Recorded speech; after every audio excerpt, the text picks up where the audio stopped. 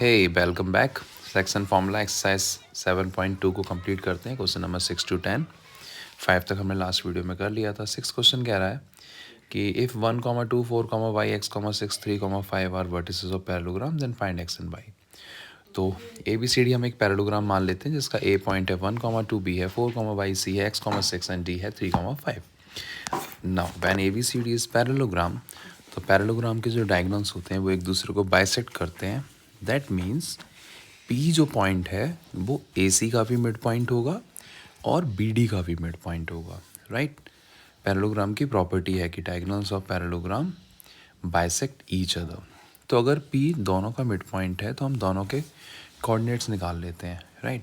तो पहले हम बात कर लेते हैं यहाँ पे, if P is the mid point of A C. अगर mid point of A C हम निकालते हैं, mid point of A C क्या होगा तो कोऑर्डिनेट जोड़ लेते हैं। एक्स की वैल्यूज़ 1 + x/2 एंड 2 + 6/2। इसी तरीके से अगर हम बी डी का मिड पॉइंट को कैलकुलेट करने की कोशिश करें तो बी डी का मिड पॉइंट कैसे निकालेंगे, बी और डी के कोऑर्डिनेट्स को जोड़ लेते हैं, राइट। तो बी का कोऑर्डिनेट क्या है हमारा यहाँ पे 4 + 3/2 एंड y + 5/2। पर जो मिड पॉइंट ए सी का है, जो मिड पॉइंट बी डी का, ये दोनों सेम है। तो हम x की वैल्यू को इक्वेट कर लेते हैं एंड y की वैल्यू को इक्वेट कर लेते हैं। तो x + 1/2 7/2 के बराबर हो जाएगा। तो यहाँ से x + 1 7 एंड x की वैल्यू 6 हो जाएगी। y हमारा y जो 4 है, सॉरी 4 हमारा y + 5/2 के बराबर हो जाएगा। तो यहाँ से y + 5 8 के बराबर, तो y = 3 हो जाएगा। तो इस तरीके से हमने x और y की वैल्यू कैलकुलेट कर ली है। Now let's move to question number 7। Find the coordinate of point A where A B is the diameter. अगर हम एक ए बी डायमीटर है, उसमें हमें ए के कोऑर्डिनेट्स मिसिंग है, ओ हमें सेंटर दे रखा है। डेफिनेटली ओ जो सेंटर है वो मिड पॉइंट होगा, राइट। तो हम मिड पॉइंट फार्मूला लगा लेते हैं। इस बार हमें कोऑर्डिनेट्स मिड पॉइंट के दे रखे हैं और हमें एक साइड के वैल्यूज़ निकालनी है, ए की निकालनी है। तो 2 = क्या हो जाएगा, x + 1/2 एंड -3 कितना हो जाएगा, y + 4/2। तो इजी एज इज। तो निकालते हैं coordinates of O. That is क्या है 2, -3 है वैसे तो, पर होंगे क्या x + 1/2 एंड y + 4/2। x + 1/2 को 2 के बराबर पुट कर देते हैं, y + 4/2 को -3 के बराबर पुट कर देते हैं। तो x की वैल्यू आ गई 3 और y + 4 को -3 के (2 को -3 के बराबर पुट करेंगे तो y + 4 हो गया -6, तो y की वैल्यू आ गई -10।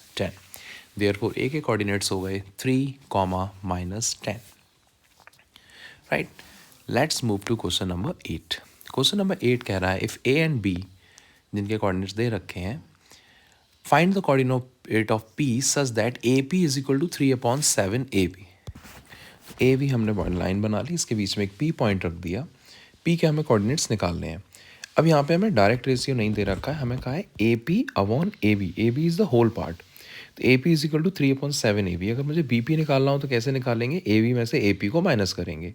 ए पी की वैल्यू 3/7 ए बी है, तो यहाँ से हम सॉल्व करके बी पी की वैल्यू 4/7 ए बी निकाल सकते हैं। तो ए पी = बी पी हो जाएगा 3/4। अगर हम दोनों को डिवाइड करेंगे तो 7 से 7 ए बी से ए बी कट जाएगा। अब हमें m मिल गया, n मिल गया, x1 y1 है, x2 y2 है, x y निकालना है, बेसिक सेक्शन फॉर्मूला। तो 3 का मल्टीप्लाई करेंगे 2 से, 3 × 2 + 4 × -2/3 + 4, बिकॉज m की वैल्यू x2 y2 से और n की वैल्यू x1 y1 से।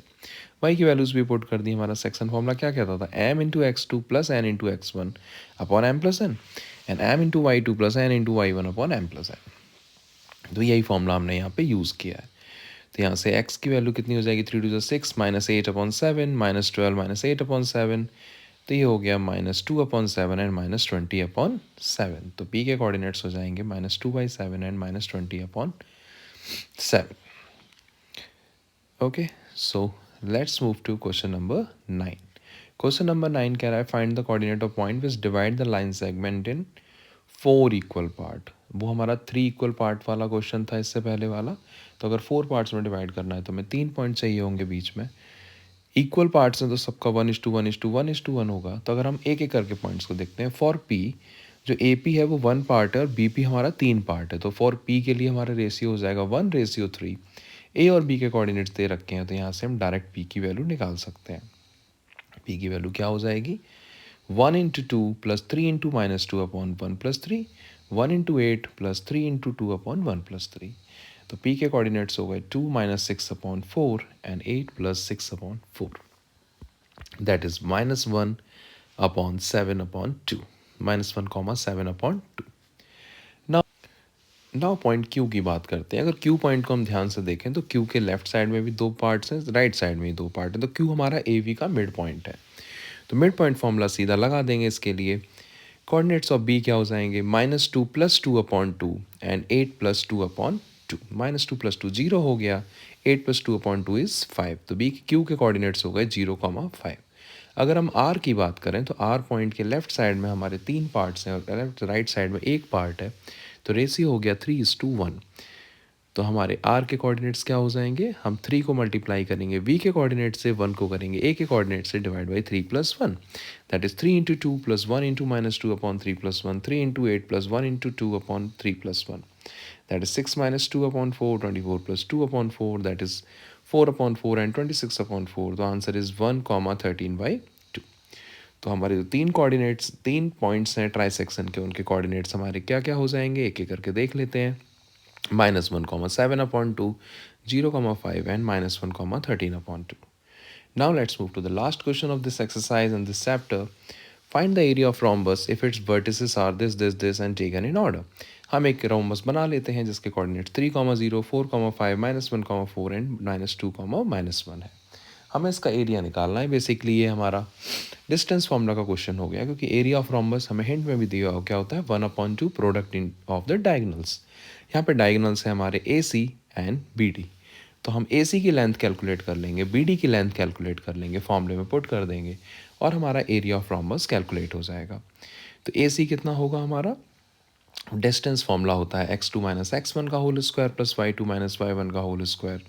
कैलकुलेट किया तो AC निकल के आया √32, जिसको हम लिख सकते हैं 4√2। BD को कैलकुलेट कर लेते हैं, दैट इज 4 - -2 का स्क्वायर प्लस 5 - -1 का स्क्वायर, दैट इज 6 का स्क्वायर प्लस 6 का square, that is 6√2। Therefore, area of rhombus is 1/2 AC into BD। AC की वैल्यू 4√2 है, BD की वैल्यू 6√2 है। √2 इंटू √2, 2 से 2 कट गया, 6 4 = 24 square units. So that's all in this chapter. Practice, revise, repeat. All the best. Practice hard, work hard. Okay. Okay, so thank you and don't forget to subscribe the channel. We'll meet soon with next video.